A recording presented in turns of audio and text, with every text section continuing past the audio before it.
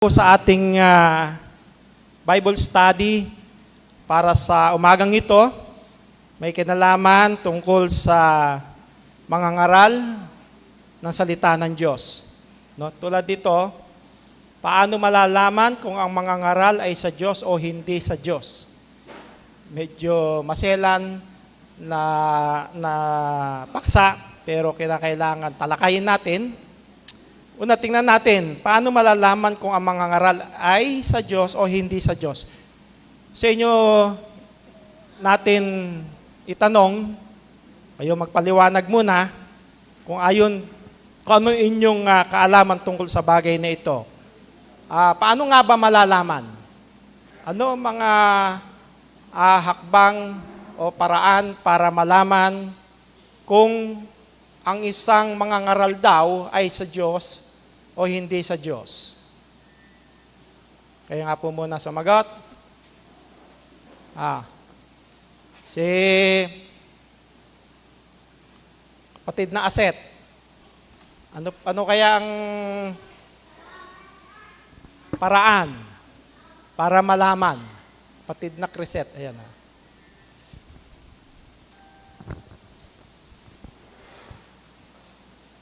Ano po, malalaman po kung yung mga ngaral po ay sa Diyos. Kapag ka po yung mga binabahagi niya po sa bawat isa po ay talaga pong nasa mga utos po ng Diyos at saka po sa may Bible po mababasa.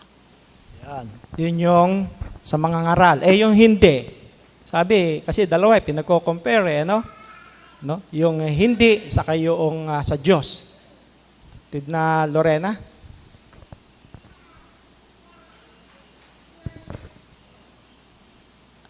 Yung pong tamang doktrina, kasi meron pong mga ngaral na hindi po tama yung sa doktrina pa lang po. Turo nila ang Diyos ay ang Ama at ang Anak ay isa. Sa doktrina po, kung tama po yung doktrina na itinuturo. So, pangunahin kung yung pagkakilala sa Ama at sa Anak. No? Tingnan natin ngayon, pag-aralan natin. Ano? Ngayon, kasi maraming mga ngaral, wala namang alamang mga ngaral ng salita ng Diyos o Biblia. Lahat ng gumagamit ng Biblia, magsasabing sila ang tama. Lahat walang magsasabing mali yung kanilang itinuturo, no? Pero sinabi rin mismo ng ating Panginoong Jesucristo na may mga paraan para makilala rin kung ang isang tao ay sa Diyos o hindi. Kasi hindi sapat din yung mahusay kang magsalita, mahusay kang magturo, marami kang himala na nagawa, maraming ganyan, di ba? Nagpapagaling. Pero hindi sapat yun. Maraming followers, maraming tagasunod, hindi yun ang basihan na tama ang iyong itinuturo kung marami kang mga tagasunod. Ang sukatan para malaman na ang isang mga ngaral ay sa Diyos, ang sabi nga, yun daw nagsasalita ng salita ng Diyos. Tingnan natin muna. Ano nga ba yung mga palatandaan na ang isang mga ngaral ay sa Diyos? Pakibasa nga po. Siya ay nagsasalita ng salita ng Diyos, sapagkat ang sinugo ng Diyos ay nagsasalita ng mga salita ng Diyos, sapagkat hindi niya ibinibigay ang Espiritu sa pamamagitan ng sukat.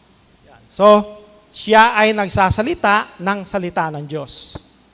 Pero ganun pa rin, di ba? Kasi lahat naman ng mga Kristiyano, Bible ang gamit. So, salita ng Diyos ang gamit. So, kailangan talaga pagsusuri.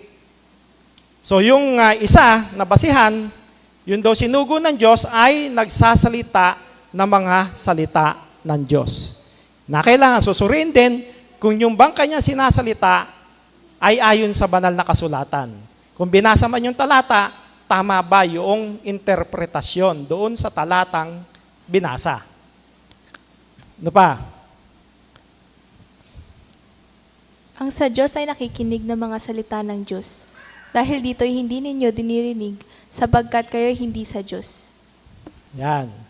Merong ang nakikinig daw nung salita ng Diyos. Baka pamaya nakikinig pero iba yung gawa. Di ba? Ang sa Diyos nakikinig ng mga salita ng Diyos. Pero kung di mo dininig, hindi mo pinapansin yung salita ng Diyos, hindi ka raw sa Diyos. Kaya yung tunay na mangangaral, hindi rin inuuna yung sariling opinion o sariling karunungan, tradisyon, filosofya. Ang pangunahing laman ng kanya pangangaral ay yung salita ng Diyos. Ang unang palatandaan ay ang kanyang katapatan doon sa salita ng Diyos. Ano ba itinuturo mo? Salita ng Diyos. Kung itinuturo mo yung salita ng Diyos, ginagawa mo ba yung iyong sinasalita, yung iyong itinuturo? Pagkatapos ito, ang kanyang buhay at mga gawa ay nagpapatunay rin sa kanyang pangangaral. Tingnan natin, di ba, isa sa naging tagapangaral ng salita ng Diyos sa paghahanda sa daanan ng ating Panginoong Jesucristo ay si Juan Bautista. Di ba? Si Juan Bautista, malapit na kamag-anak sa laman, no, ng ating Panginoong Jesucristo sapagkat magkamag-anak si Elizabeth saka si Maria.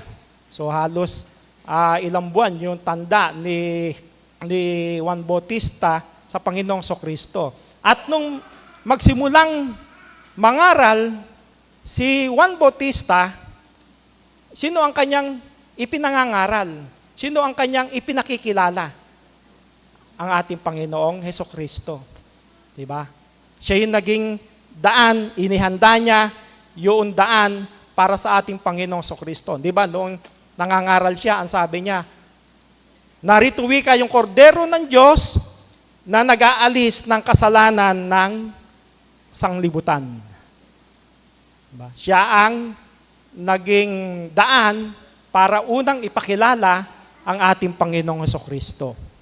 Nilinis niya ang daan at nung siya makapangaral, inintrega niya sa ating Panginoong Jesucristo. Ipinakilala niya ang ating Panginoong Jesucristo.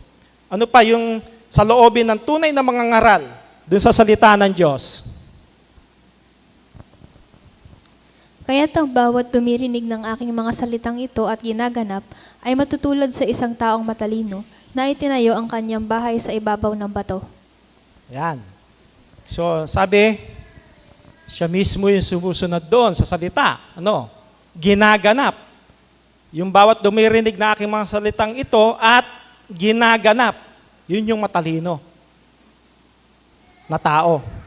Dininig mo, narinig mo yung salita ng Diyos, ginaganap mo. Yun daw yung natayo sa ibabaw ng bato. Sa Santiago, ano pa ang sabi ni Santiago?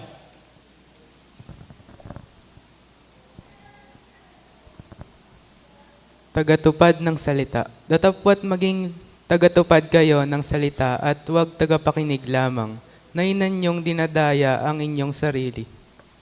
Yan. Maging tagatupad ng salita. Huwag tagapakinig lamang. No? Kasi, napakinggan mo nga. Sabi ko nga kanina, napakinggan mo yung salita, pero iba naman yung gawa mo. So, kinakailangan, kung ano yung napakinggan mo salita ng Diyos, yun ang iyong gagawin. Hindi basta tagapakinig ka lang. No? Nakinig ka ng salita ng Diyos, pero wala ka naintindihan. Wala ka naunawaan. Pagdating sa labas, iba yung iyong gawa. Yung napakinggan mo, hindi mo ina-apply sa buhay mo. Hindi magiging maganda. Dinadaya mo raw ang iyong sarili. Diba? So, maging sa panahon ng mga propeta, ganun eh. Si Propeta Ezra, ano ang sabi niya? Sapagkat inilagak ni Ezra ang kanyang puso na hanapin ang kautusan ng Panginoon. Talagang hinanap niya, sinaliksik niya yung kautusan ng Panginoon. Inalam niya yung kautusan ng Panginoon. Ano pa yung kanyang ginawa? Upang hanapin ang kautusan ng Panginoon at upang gawin. Diba? Nung mahanap niya, para gawin. Ano pa? At upang magturo sa Israel ng mga palatuntunan at mga kahatulan. So siya yung unang nagsikap na sundin yung kautusan ng Diyos. At noong kanyang sinunod, ini-apply niya sa buhay niya, itinuro niya sa Israel yung salita ng Diyos. So ganun yung mangangaral, yung tunay na mangangaral, may lubos na paggalang sa salita ng Diyos. Tapat si Ezra, Propeta Ezra, na kanyang pinag-aralan, sinunod, ipinangaral ng walang dagdag bawas yung salita ng Diyos sapagkat kinikilala niya yung autoridad sa pananampalataya at pamumuhay sa Diyos. So, kailangan na-apply sa buhay. Ano pa?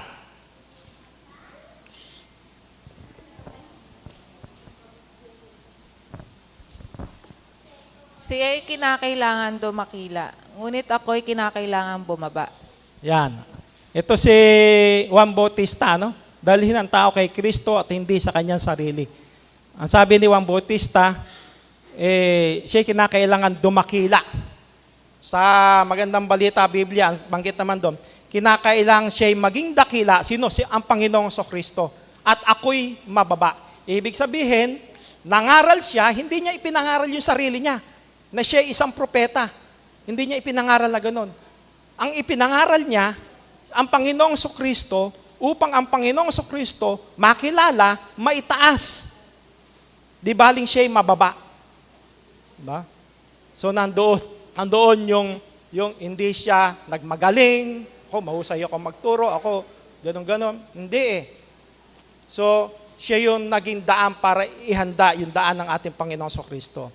Ang tunay na mga ngaral ay hindi naghahanap ng sariling papuri, kundi itinuturo sa tao kung sino yung Diyos at ang Panginoong Kristo na dapat na sundin. Si Juan Bautista, lahat ng karangalan, ibinigay niya sa ating Panginoong Kristo. No? Nagpakababa siya para ang Panginoong Kristo ang siyang mataas para kilalanin ng tao na Panginoon. Di ba? Parang, halimbawa, luluwas ka ng Maynila, sa mga kanto-kanto, mayroong mga karatula nakalagay doon, to Manila, o kaya to Cabanatuan. So yung karatula na yon, hindi yun ang destinasyon mo. Yung karatula na yon, yun ang magtuturo sa iyo, yung tamang daan, papunta doon sa iyong pupuntahan. Pero yung destinasyon mo, pag naandun ka na sa iyong pupuntahan, nakita mo to Manila, diretso lang, diretso ka lang din, doon ka pupunta. Parang ganun din. Yung mga ngaral, nagsasalita ng salita ng Diyos, parang karatula, pero ang talagang destinasyon, ang Panginoong Hesukristo. Diba? Doon tayo lahat tutungo sa ating Panginoong Kristo. Ang layunin ng tunay na mga ngaral ay ipakilala si Kristo, ituro ng tapat ang salita ng Diyos, akayin ang mga tao sa pananampalataya at pagsisisi, patibayin ang mga mananampalataya sa kabanalan, luwalhatiin ang Diyos, hindi ang sarili o anumang organisasyon. Kaya, sino yung may tungkulin yan? Kasi yung paksa natin, ang sabi, yun daw mga ngaral, ano yung pagkakakilanlan? Paano mo lalaman yung tunay na mga ngaral kung sila'y sa Diyos o hindi? Ngayon, ang mga pastor, ministro, elder, yun lang ba yung mga ngaral ang may tungkulin para ipangaral ang salita ng Diyos? Kami lang bang mga tumatayo dito sa pulpito? Ano ang sabi ni Apostol Pablo? Tingnan natin. Efeso 3:10.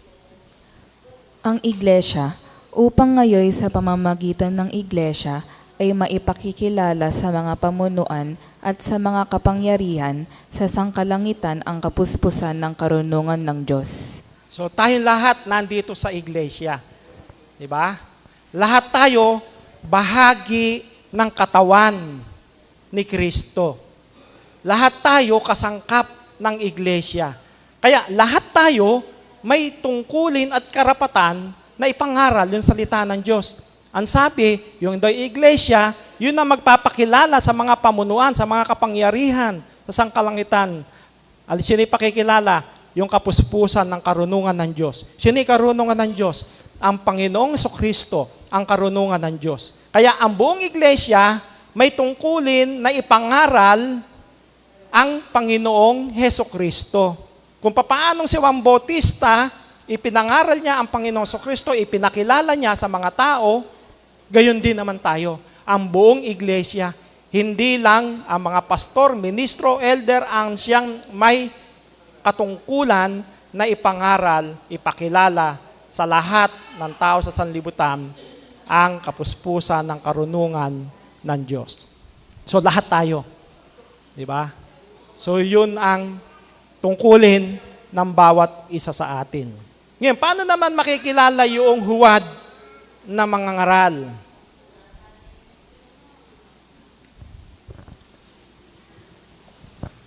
Hindi siya nananatili sa tunay na aral ni Kristo. Ang sino mang nagpapatuloy at hindi nananahan sa aral ni Kristo ay hindi kinaroroonan ng Diyos. Ang nananahan sa aral ay kinaroroonan ng Ama at gayon din ng Anak. Ayan. So, ito naman, huwad na mga ngaral. Medyo mabigat itong salitang ito, no? Halimbawa, apply ko sa akin, wag na sa iba. Kasi ang sabi, nagpapatuloy eh. Ang sino man nagpapatuloy at hindi nananahan sa aral ni Kristo ay hindi kinaroroonan ng Diyos. Kung halimbawa ako'y nagpapatuloy bilang isang iglesia ng Diyos, linggo-linggo sumasamba, pero paglabas ng kapilya, iba yung aking gawa. Ako'y nangangalunya, ako'y nagnanakaw, ako'y gumagawa ng iba't ibang mga gawa ng laman, kasakiman.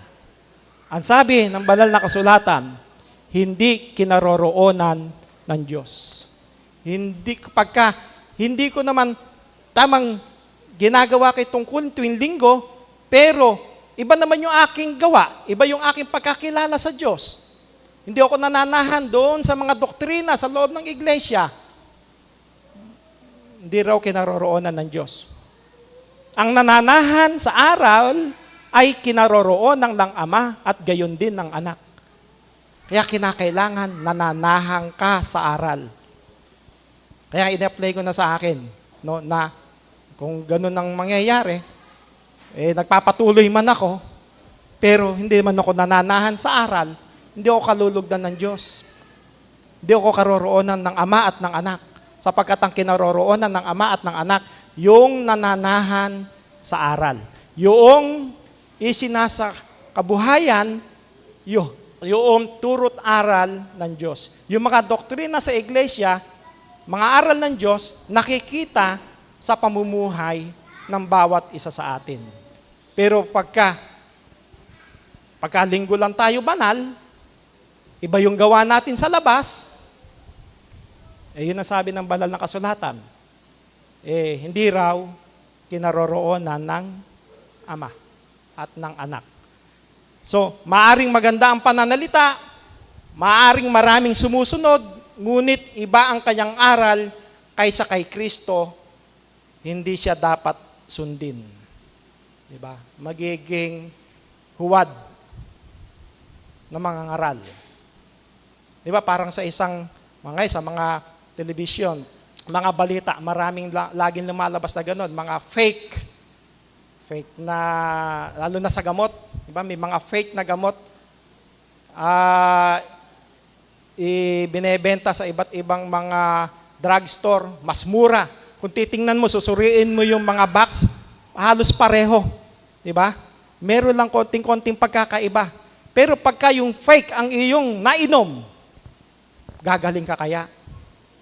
Baka lalong lumala ang iyong sakit. Diba? Ganun din naman sa salita ng Diyos. Marami ngayon talagang akala mo tamang-tama, akala mo tunay na aral, pero hindi pala. Pag yun ang iyong sinampalatayanan, imbis pala na gumaling ka sa iyong karamdaman, lalo ka pang magkasakit.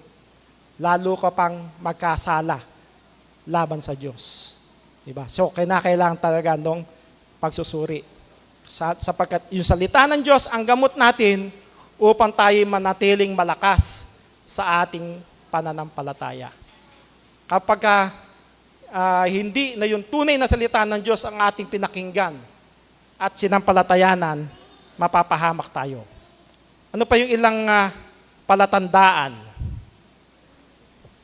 noong huwad o hindi sa Diyos? Dadapwat kahimat kami o isang anghel na mula sa langit ang mag-aral sa inyo ng anumang ebanghelyo na iba sa aming ipinangangaral sa inyo ay matakuwil. Yan. Kahit daw sila Apostol Pablo, yung mga alagad, kahit daw may isang anghel na bumaba mula sa langit, tapos ipinangaral yung ibang ebanghelyo, anumang ebanghelyo na hindi yung ebanghelyo ng Panginoong Kristo, matakwil. So, nagtuturo yun nung aral na salungat sa salita ng Diyos. Sa pandinig ng tao, parang napakaganda. Di ba? Maraming nakukumbinsi. Pero hindi pala yun yung tunay na aral. Merong karunungan, sapagat biro mo, anghel pa raw. Isang anghel ang bumaba sa langit, tapos magtuturo ng salita ng Diyos, pero ibang ebanghelyo pala ang ituturo, ikapapahamak ng tao. Ano pa?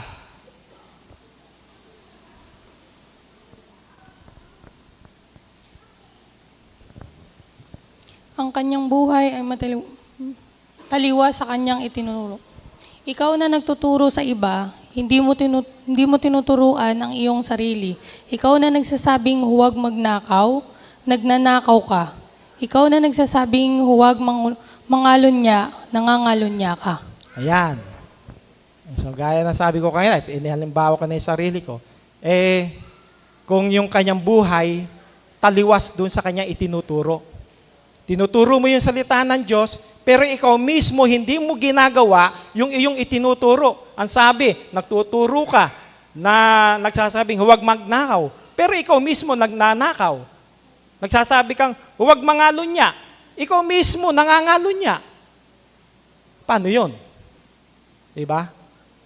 So, mawawala yung iyong kredibilidad para magturo ng salita ng Diyos sapagkat hindi nakikita sa buhay mo Lalo na kay mga ngaral, kay may tungkulin sa iglesia, pagkatapos makikita ka ng kapatiran,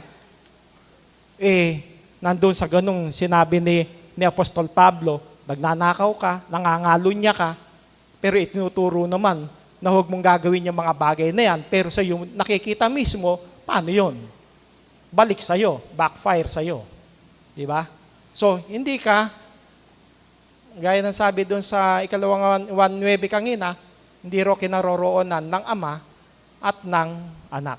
So, kinakailangan, kung ano yung pinag-aralan mo, alam mo yung salita ng Diyos, dapat makita sa buhay mo. Ano pa?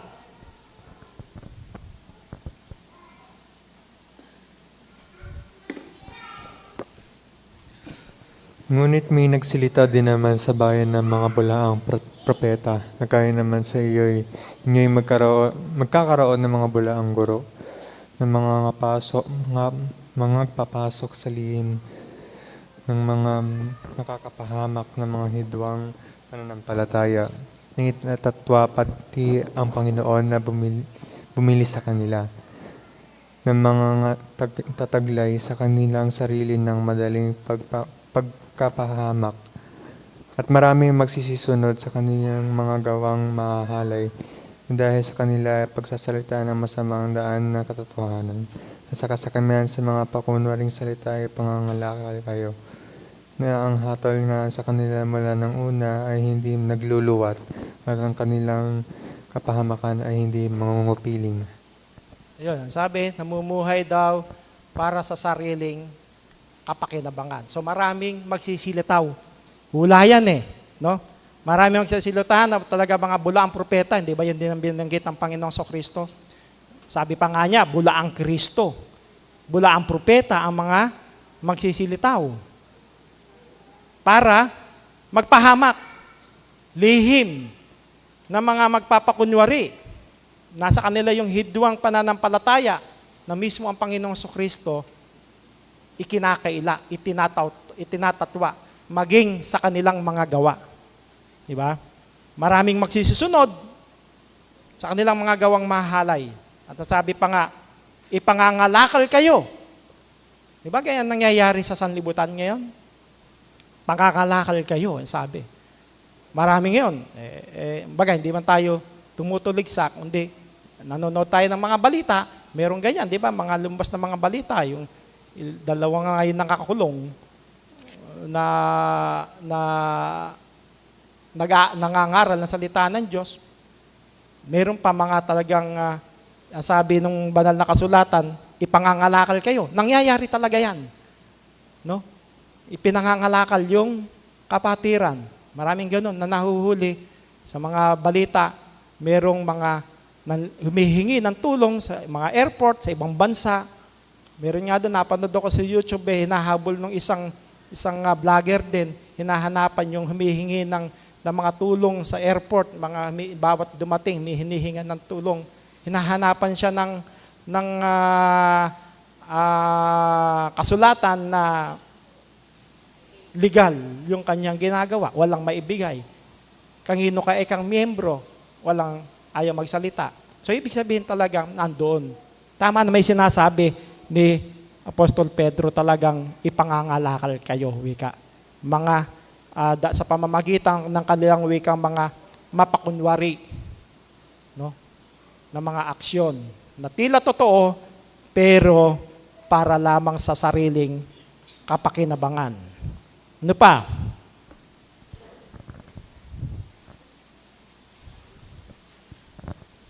Makikilala sa kanilang mga bunga. Mag-ingat kayo sa mga bulaang propeta na nagsisilapit sa inyo na may damit tupa. Datapwat sa loob ay mga lobong maninila. Sa kanilang mga bunga ay inyong makikilala sila. Nakapuputi baga ng mga ubas sa mga binikan o ng mga igos sa mga dawagan. Gayon din naman ang bawat mabuting punong kahoy ay nagbubunga ng mabuti. Datapwat, ang masamang punong kahoy ay nagbubunga ng masama. Hindi maaari na ang mabuting punong kahoy ay magbunga ng masama, at ang masamang punong kahoy ay magbunga ng mabuti. Bawat punong kahoy na hindi nagbubunga ng mabuti ay pinuputol, at inihahagis sa apoy, kaya't sa kanilang mga bunga ay magkikilala ninyo sila. Yan. So makikilala raw sa kanilang mga bunga. So nakakaisa, sabi ni Pedro kanina, Apostol Pedro, binasa natin, may mga magsisilitaw ng mga bulaang propeta. Ito mismo ang Panginoong Kristo ang may sabi naman, mag-ingat kayo sa mga bulaang propeta. Nangakadamit tupa. Di ba? Hindi damit lobo, damit tupa. Di ba? So ibig sabihin talagang nandoon yung panlilinlang, no, na maamo. Pero ano ang mangyayari? Para sa ikapapahamak yun eh. Kung yung ganun yung leader, ang sabi ng Panginoon Kristo, hindi maaari na yung mabuting punong kahoy ay magbunga ng masama at ang masamang punong kahoy ay magbunga ng mabuti. Bawat punong kahoy na hindi nagbubunga ng mabuti ay pinuputol at inihahagis sa apoy. Ganyan ang mangyayari. Diba? Di ba, laging yun sa pangangaral ng Panginoong Kristo, yung mga Fariseo, Saduceo na laging nakapuna sa kanya, lagi siyang hinahanapan ng mali. Ano ang sabi ng Panginoong Kristo sa kanila? Maging sa mga eskriba, kayo wika, na para wikang mga libingang pinaputi. Ano ibig sabihin? Yung sa labas, di ba? Yung sa sementeryo, sa libingan, kala mong maganda yung mga libingan, mapuputi. Pero eka ang loob, mga buto, bulok. Inihalon tulad ng Panginoong Kristo, sa ganon, yung mga huwad na mga ngaral, tulad ng mga Saduceo at mga Fariseo. Ang sabi nga niya, kayo eka, na nagsipagsabing ganon, hindi nyo naman ginagawa. Nagsisipag-utos sila Inuutusan nila yung kanilang mga miyembro na gawin ang mga bagay na ito, pero ang sabi ng Panginoon sa Kristo, sila mismo na nag-uutos, hindi din naman nila magawa yung kanilang iniuutos. Hindi rin nakikita sa kanilang buhay yung kanilang ipinangangaral. Kaya ang sabi ng Panginoon sa Kristo, kayo ikang mga mapagpaimbabaw. So ganun yung pagkakakilanlan, doon sa pagkakakilanlan na talagang mga huwad o hindi talagang sa Diyos. Kaya, ang tunay na mga ngaral, nagsasalita ng salita ng Diyos, sumusunod sa salita ng Diyos, itinuturo, dinadala ang tao sa Diyos at kay Kristo. Nananatili sa aral ni Kristo, nagbubunga ng kabanalan. Kaya hindi lahat na nagsasalita tungkol sa Diyos ay tunay na isinugo niya.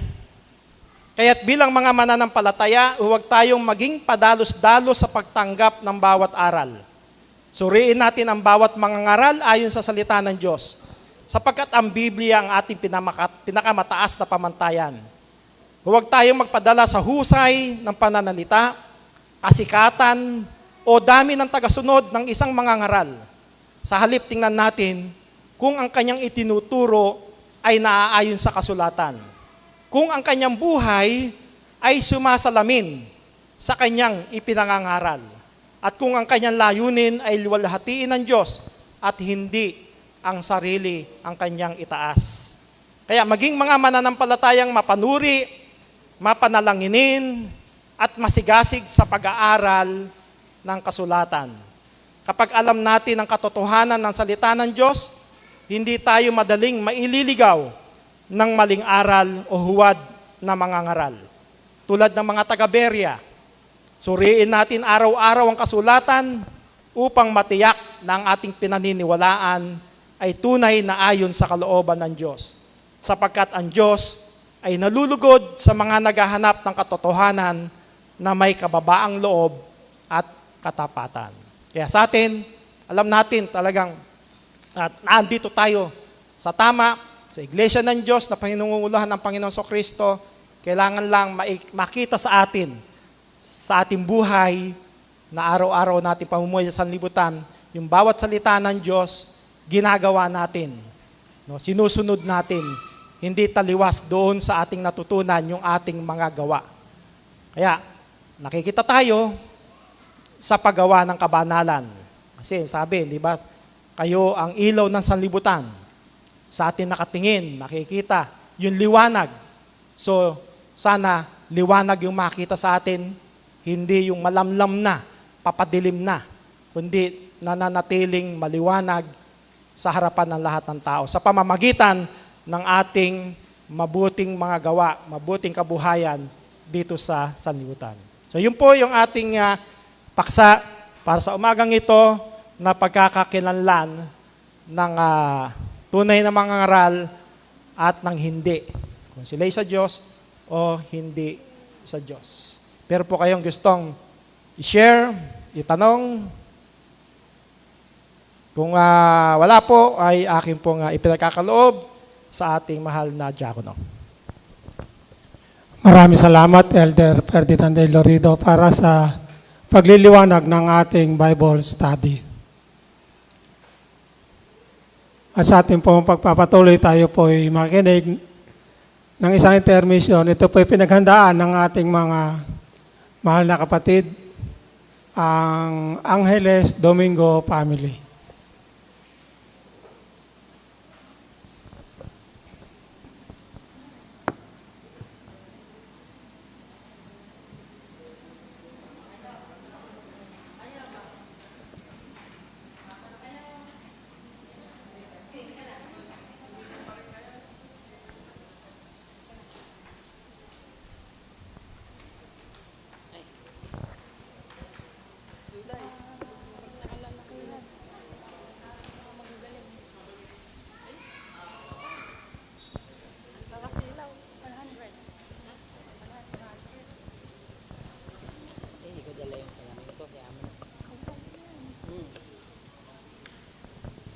Dasog kayo rin eh. kayo yung mga pogi, dumasog din. Yan. Para lang tayo magkakaedad ah. Yan.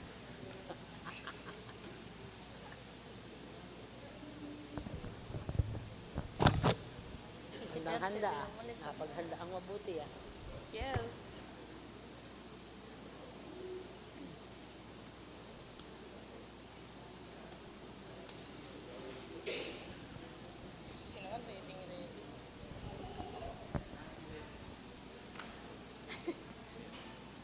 Naku, nawala. Dito ka sa blue. Nawala yung 100. Eh, mag-iwahiwala yung blue day pala dapat sa gitna. Ayan, mami, palit tayo. Ayan.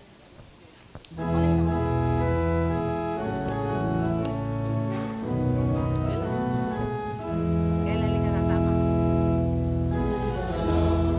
Tsura mo na, mukha ka ng Ano batang... magsisingko?